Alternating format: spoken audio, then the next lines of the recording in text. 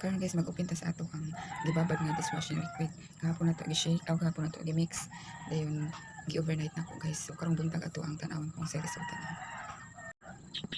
Wala siya guys. Wala siya. Tanaw siya guys, gamay na libra. So pwede na natin iisog sa butanganan.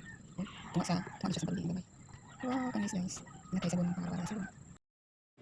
So karon guys, ato na isulod ang ato ang dishwashing liquid sa mga recycle nga mga butanganan.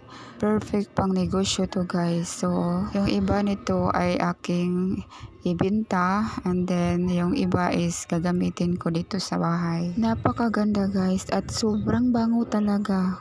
Calamansi flavor guys. Spiso kay na guys, oh. Spiso kaayo ang ako ang liquid. Dili mo angay magmahay kay bineratura jud ni ako ay compare sa mga sachet nga man dishwashing liquid. Ang mahal diba sa tindahan. Ang laki pala ng kikitain nila no pag ganon. Kasi ang liit lang sachet, liit lang ng laman.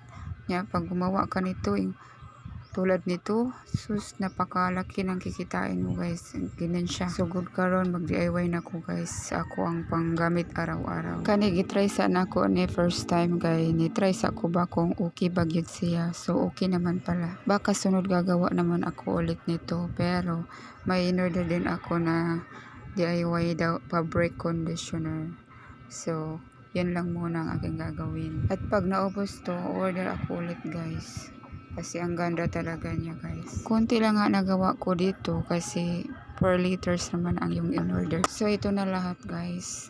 Kunti lang ipa pero maraming laman. So mura na guys. Thank you for watching. Bye bye.